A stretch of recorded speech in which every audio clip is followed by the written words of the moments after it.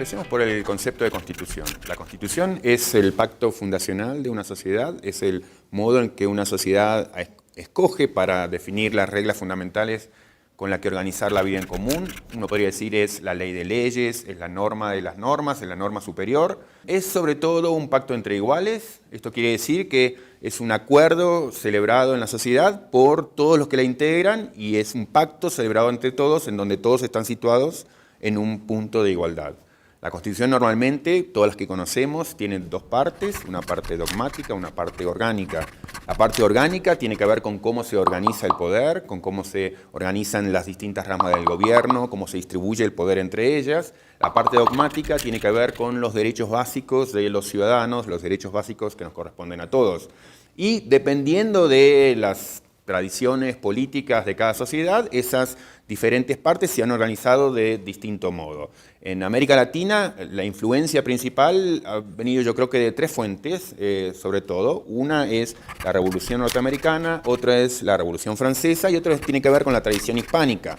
La Revolución Norteamericana es la que ha dado sobre todo el peso propio del liberalismo. La Revolución Francesa trajo ideas que tenían que ver más con pensamiento radical republicano y la tradición hispánica acercaba a América Latina o asociaba a América Latina con ideas más conservadoras. Y las constituciones han tendido a ser un reflejo de esa mezcla, un reflejo de ese mosaico de ideas que estuvo en el momento fundacional. Normalmente en América Latina ese pacto fundacional se dio a mediados del siglo XIX, entre 1850 y 1880. Ese es el periodo en el que se escriben la mayoría de las constituciones latinoamericanas que van a trascender al siglo XX. Y esas constituciones fueron sobre todo, diría en la gran mayoría de los países de América Latina, un pacto entre las dos grandes élites que aparecieron en la región en el momento, que eran élites liberales y conservadoras. Eso también le dio marca de identidad a las constituciones de la región, que han ido cambiando, pero que desde el momento en que surgen tienen esa identidad muy marcada por esa mezcla de lo que querían los liberales y lo que querían los conservadores. Lo que querían los constitucionalistas liberales de ese acuerdo básico era sobre todo un modo particular de organizar el poder, basado en un sistema de controles mutuos, lo que se llamaba un sistema de frenos y contrapesos o checks and balances. ¿Por qué? Porque tenían miedo de lo que llamaban los dos grandes monstruos de la época, que eran la tiranía y la anarquía. Querían escapar de esos dos grandes monstruos. Entonces, por eso que se preocupaban muy especialmente por organizar el poder de un modo muy basado en controles y al mismo tiempo garantizar ciertos derechos fundamentales para todos. En particular, en relación con la Iglesia y el Estado, querían dar una protección muy importante a la libertad de pensamiento, a la libertad de ideas, a la libertad religiosa. Ahora, como decía, digamos, en América Latina, esas ideas liberales aparecieron en conjunto con ideas conservadoras. Entonces, cuando llegó la hora de celebrar estas constituciones, lo que querían los liberales en ese primer momento, bueno, normalmente apareció en negociación con las pretensiones de los conservadores. Por eso las constituciones que parecían orientarse en una dirección más propia del liberalismo en un primer momento, terminaron marcándose un poco más hacia la dirección conservadora después de ese pacto, y eso implicó que esas dos ideas fundantes, una, la de organizar el poder en base a controles, y la otra de establecer una lista de derechos incondicionales, se fueran modificando a partir de ese pacto. ¿De qué modo? Bueno, la idea de frenos y contrapesos quedó en parte desbalanceada en la mayoría de las constituciones latinoamericanas con un poder ejecutivo más fuerte. O sea que no hubo un equilibrio, digamos así, perfecto entre las tres ramas de poder, sino que en general tendió a dársele a una de esas ramas del gobierno, al Ejecutivo, un poder adicional. Eso es en parte un problema que ha seguido marcando la vida del constitucionalismo latinoamericano, diría hasta hoy. Y algo similar en relación con la idea de los derechos. Tenemos lo que querían los liberales, que era una lista de derechos incondicionales, pero también por la influencia del conservadurismo, esa lista de derechos incondicionales en parte quedó condicionada. ¿De qué modo? Bueno, en muchos casos condicionada a partir de las exigencias del conservadurismo que tenía que ver en América Latina muy especialmente con las pretensiones de una religión. Y entonces Tenemos casos como el de la Constitución argentina que establecen al mismo tiempo lo que querían los liberales, o sea, tolerancia religiosa, libertad de ideas en el artículo 14, y al mismo tiempo toman partido en el artículo 2 de la Constitución por una religión particular que es la religión católica. O sea, esa, si quieren, esquizofrenia que muestra la Constitución es algo que es muy propio de lo que ha sido el constitucionalismo latinoamericano hasta hoy. Quería hacer un punto más abstracto y uno más concreto sobre lo dicho, centrado en esta idea de una Constitución dividida en dos partes, parte orgánica y parte dogmática. El punto más abstracto sería el siguiente, y es que esa distinción entre lo orgánico y lo dogmático, la maquinaria del poder y la parte de los derechos, remite a lo que sería la tensión principal que existe dentro de cualquier Constitución, que es, por un lado, un compromiso con una lista de derechos fuerte e incondicional, y por otro lado,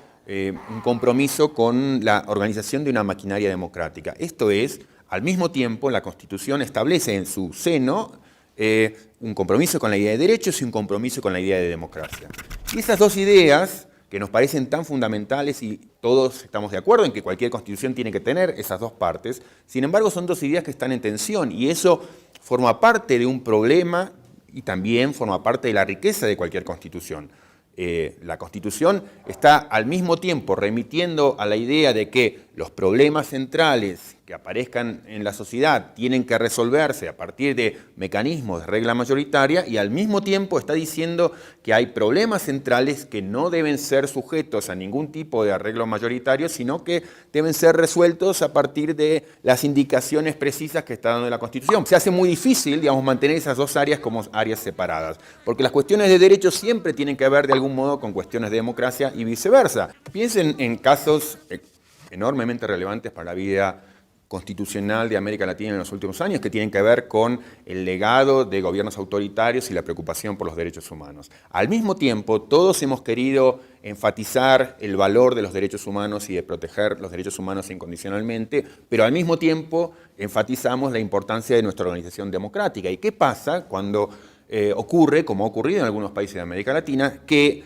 democráticamente decidimos algo acerca de cómo tratar las cuestiones de derechos humanos y al mismo tiempo esas cuestiones habíamos dicho que no las íbamos a tocar sino a partir de las reglas ya establecidas en la Constitución? El punto más concreto que quería hacer tiene que ver con la vida constitucional contemporánea en América Latina y cómo ha ido cambiando el constitucionalismo regional. Quería pensar un poco acerca de cómo fueron cambiando la vida social y así también la vida constitucional. En particular, diría a principios del siglo XX, con el ingreso de la clase trabajadora en política, con el ingreso, digamos, de la clase trabajadora como actor social fundamental, con la extensión del voto, la universalización del voto, apareció en la escena pública una cantidad de demandas y de reclamos que no estaban en el siglo XIX con tanta intensidad y eso obligó al constitucionalismo también a tomar nota de esos cambios y entonces las constituciones que se habían escrito en el siglo XIX empezaron a cambiar en parte su perfil. El cambio central apareció en 1917 con la Constitución mexicana,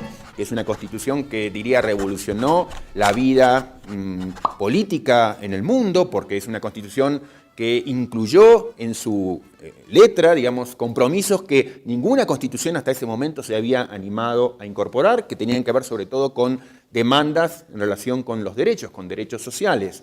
Eso ha sido algo extraordinario y ha sido un gran aporte del constitucionalismo latinoamericano, diría, al constitucionalismo mundial. Desde el caso de México en adelante, Venezuela, Argentina, Brasil, Colombia, todas las constituciones fueron incorporando estos compromisos sociales. Nosotros tendimos a actualizar nuestras constituciones para dar cuenta de esas nuevas demandas, nuevos reclamos en la parte de los derechos, pero no es obvio que hayamos hecho lo mismo en relación con la otra parte de la Constitución, la parte orgánica. Esto es decir, que de las dos partes de la Constitución, es mi impresión, hemos actualizado de un modo muy interesante una, de modo tal de dar cuenta de los cambios sociales que se habían dado en todas nuestras comunidades, pero no estoy seguro de que hayamos hecho los esfuerzos necesarios para actualizar, como merecían actualizarse, la otra parte de la Constitución relacionada con la organización del poder. ¿Cómo es que una sociedad más igualitaria, más inclusiva, podría actualizar esa sección de la Constitución dedicada a la organización del poder? Mi impresión es que todavía insistimos en formas de organización institucional, en arreglos institucionales que tienen, yo diría, un matiz muy contramayoritario, que todavía muestran una cierta hostilidad a la participación política, aun cuando hayan empezado a incorporar palabras más amigables con la idea de participación. Pero creo que en la estructura de organización del poder seguimos teniendo unas instituciones que siguen siendo impermeables a una intervención más activa de la ciudadanía en política, que no es consistente con los cambios sociales que creo que se han dado y con el tipo de demandas que las sociedades democráticas. ¿Cómo adecuamos nuestras constituciones a los niveles de igualdad, a los niveles de democraticidad que hemos reconocido en todas las otras áreas de la vida social?